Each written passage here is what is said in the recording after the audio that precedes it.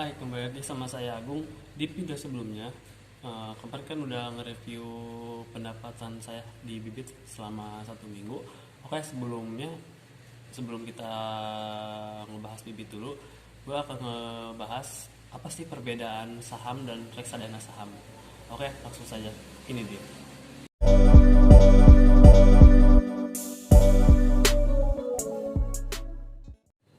Oke, langsung saja, yaitu yang pertama yaitu pengelolaan dana. Untuk saham sendiri, dana akan dikelola oleh investor sendiri, tetapi kamu juga bisa berkonsultasi ke pihak broker sebelum menjual dan membeli untuk meminimalisir kerugian dan memaksimalkan keuntungan. Untuk reksadana tersendiri, dana akan dikelola oleh manajemen investasi. Sedangkan untuk nominalnya, saham terbilang cukup besar dibanding dengan reksadana. Sekarang reksadana bisa juga ada yang menyediakan yang puluhan ribu, bahkan ratusan ribu juga, berbeda dengan saham. Yang kedua yaitu tingkat risiko. Saham memiliki risiko yang sangat tinggi karena risiko ditanggung oleh investor. Bahkan keputusan segala ada di investor. Kita juga kalau salah-salah bisa mengalami kebangkrutan. Sedangkan untuk reksadana sendiri, resikonya itu sangat kecil karena kita dibantu oleh manajemen investasi. Jadi tingkat risiko itu lebih rendah dibanding dengan saham. Yang ketiga yaitu imbal hasil. Untuk saham sendiri, saham memang memberikan keuntungan yang sangat besar, tetapi kamu akan dikenakan biaya online trading sebesar 0,1 sampai 0,3. Sedangkan untuk reksadana tersendiri, karena reksadana diatur oleh manajemen investasi, kamu akan dikenakan biaya fee saja. Tapi setiap melakukan penjualan, tergantung kesepakatan antar dua pihak. Oke, yang keempat yaitu minimum investasi. Untuk saham sendiri, untuk kita berinvestasi di saham memang memerlukan cukup modal yang sangat besar, berbeda dengan reksadana.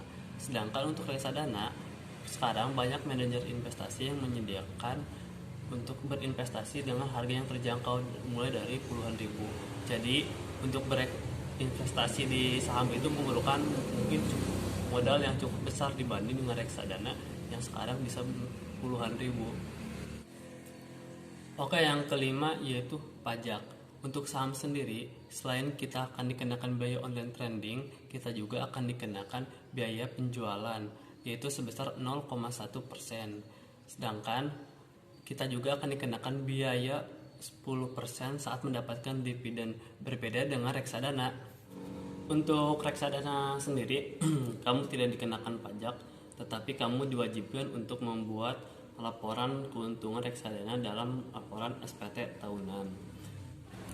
Yang keenam yaitu proses pencairan. Untuk saham sendiri, proses pencairan dana lebih cepat ketimbang dengan reksadana.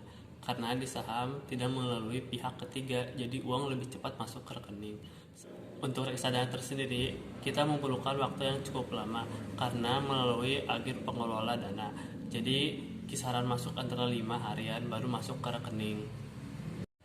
Yang terakhir yaitu yang ketujuh, keleluasaan memilih saham. Untuk saham sendiri, kita sebagai investor leluasa memilih saham apapun yang kita inginkan karena dana dikelola oleh langsung investor sendiri. Biasanya kita akan diikutsertakan dalam RUPS, yaitu Rapat Umum Pemegang Saham setiap tahunnya.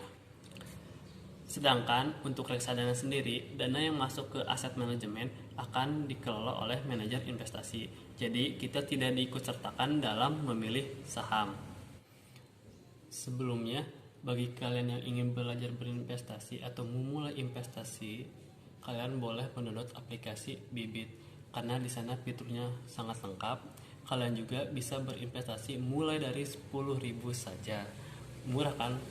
Bagi kalian yang pemula seperti saya gitu, kapan lagi kalau nggak sekarang belajar berinvestasi dengan melalui aplikasi Bibit.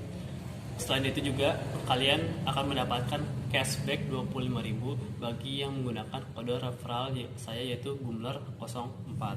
Jadi kapan lagi kalau tidak sekarang untuk berinvestasi? Ayo menabung berinvestasi untuk kebebasan finansial di masa depan.